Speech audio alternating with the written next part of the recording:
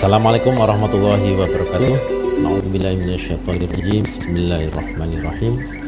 Asyhadu an la ilaha illallah wa asyhadu anna Muhammadan abduhu wa rasuluh la nabiyya ba'da. Allahumma shalli ala sayyidina Muhammad wa ala alihi wa sahbihi ajma'in. Amma ba'du. Rabbi shrah li sadri wa yassir li amri wahlul 'uqdatam min lisani yafqahu qawli. Amin. Bagi sahabat Pendidikan Pecahangon, kita ketemu kembali di channel Pendidikan Pecahangon bersama saya Gunadi Widin Cahyo.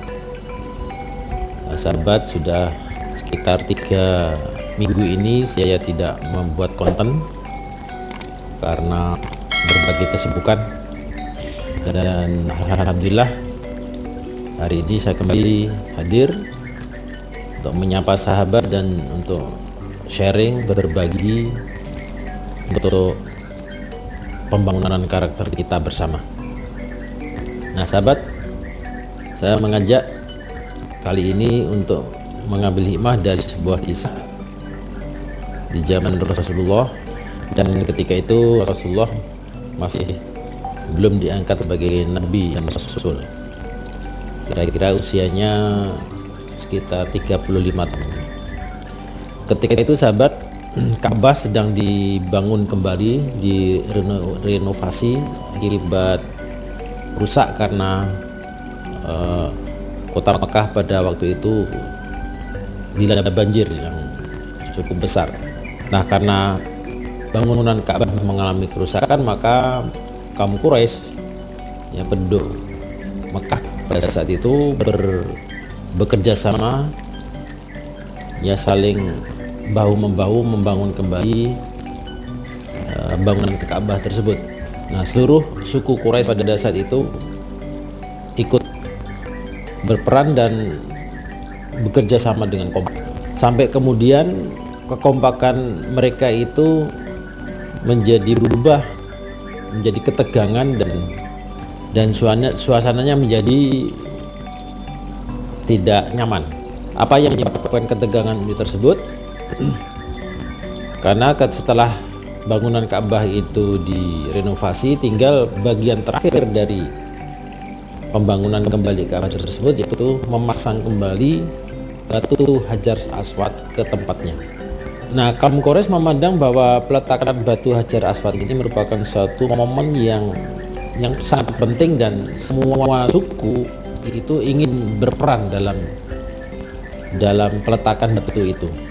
Jadi mereka berebut supaya perwakilan suku mereka yang diberikan kesempatan untuk meletakkan batu Hajar Aswad itu ke tempatnya. Nah, sehingga karena ambisi dari masing-masing suku itu, maka terjadi ketegangan, dan ini bisa mengakibatkan peperangan, bisa menimbulkan perang saudara sahabat. Sehingga untuk beberapa saat ini peletakan batu Hajar Aswad belum bisa dilaksanakan.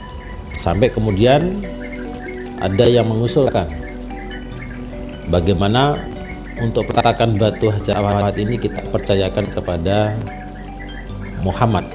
Ketika itu Nabi Muhammad SAW masih belum diutus sebagai Nabi dan Rasul, dan ternyata usulan ini disetujui oleh seluruh tokoh Quraisy tersebut, karena mereka memandang bahwa orang yang mereka tunjuk tersebut, yaitu Rasulullah, itu memang terkenal sebagai seorang yang dipercaya dan jujur. Nah, karena berdasarkan kesepakatan itu, maka Rasulullah dipanggil, dan beliau mengatakan bahwa ya, Rasulullah memberikan usulan bagaimana setelah Rasulullah diminta untuk meletakkan batu Hajar Aswad tersebut, ternyata Rasul juga tidak langsung menerimanya. Ya, karena Rasulullah adalah seorang yang bijaksana, sehingga ya beliau memandang bahwa kurang bijaksana kalau kemudian Rasulullah sendiri yang meletakkan batu itu, walaupun sudah diminta oleh sesama penduduk Mekah. Nah, sehingga Rasulullah memberikan usulan mungkin yang lebih bijaksana, ya, usulan yang lebih bijaksana, karena ini memberikan kesempatan kepada siapapun, tidak menunjuk kepada seseorang, karena bisa jadi ada pihak-pihak yang tidak suka dengan penunjukan itu. Maka dia memberikan usulan supaya semua orang punya peluang untuk bisa meletakkan batu Hajar Aswad tersebut. Nah, Rasulullah mengusulkan supaya siapapun besok pagi yang datang lebih dulu ke Ka'bah, maka dialah yang berhak untuk meletakkan batu Hajar Aswad tersebut. Nah, ternyata usulan Rasulullah ini disetujui dan diterima oleh semua pihak. Maka kemudian mereka pulang ke tempat masing-masing dan menunggu sampai esok hari. Sahabat Bidikar Pecangon, ternyata besok paginya orang pertama yang datang ke Ka'bah tersebut adalah Rasulullah sendiri. Jadi penduduk Mekah yang belum datang, Rasulullah sudah duluan datang, barulah yang lain muncul. Nah, sesuai dengan kesepakatan, maka Rasulullah adalah orang yang paling berhak untuk meletakkan batu pertama, batu Hajar Aswad tersebut. Namun kembali kecerdasan Rasulullah di sini, ya, bagaimana etika dan kecerdasan Rasulullah yang mampu bersikap adil dan tidak membuat orang lain merasa dirugikan. Sebelum meletakkan batu Hajar Aswad tersebut, Rasulullah melepas sorbannya, dibentangkannya sorbannya di tanah. Kemudian batu Hajar Aswad itu diletakkan di tengah-tengah bentangan kain tersebut. Lalu Rasulullah meminta supaya orang-orang perwakilan di setiap suku itu memegang ujung kain tersebut.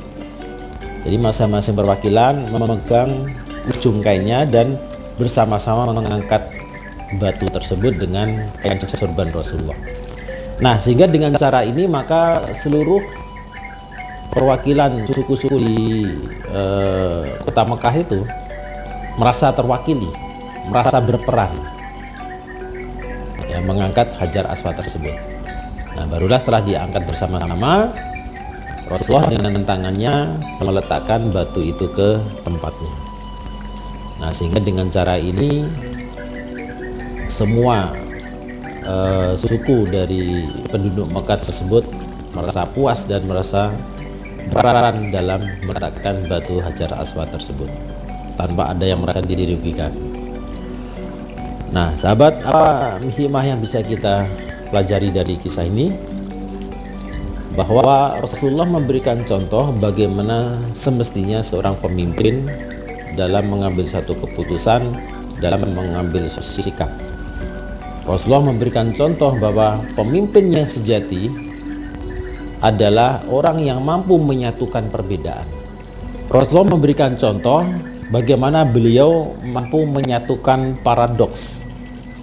Paradoks artinya perbedaan dari masing-masing suku. Tentu setiap suku ingin mereka yang berperan, tetapi dengan cara yang Rasulullah berikan, maka perbedaan kepentingan itu bisa disatukan, sehingga tidak menimbulkan pertengkaran, tidak menimbulkan perpecahan, bahkan juga peperangan. Nah, sehingga kita bisa mengambil pelajaran dari kisah ini bahwa pemimpin sejati adalah pemimpin yang mampu menyatukan paradoks, mampu menyatukan perbedaan, bukan malah membuat pertengkaran dan memecah belah. Demikian sahabat, semoga bermanfaat bagi sahabat semuanya dan terutama khususnya bagi saya sendiri yang menyampaikan. Insyaallah kita akan jumpa lagi di episode mendatang dengan kisah dan topik yang berbeda, tetap di channel yang sama, channel Bidikar Pecangon. Terima kasih sahabat telah mengikuti channel ini, dan mohon doa dan dukungan sahabat semuanya, semoga channel Bidikar Pecangon bisa terus berkembang dan dapat memberikan manfaat bagi para viewer, para subscriber dimanapun berada. Saya akhiri perjumpaan kita di episode ini. Assalamualaikum warahmatullahi wabarakatuh. Salam Dangon.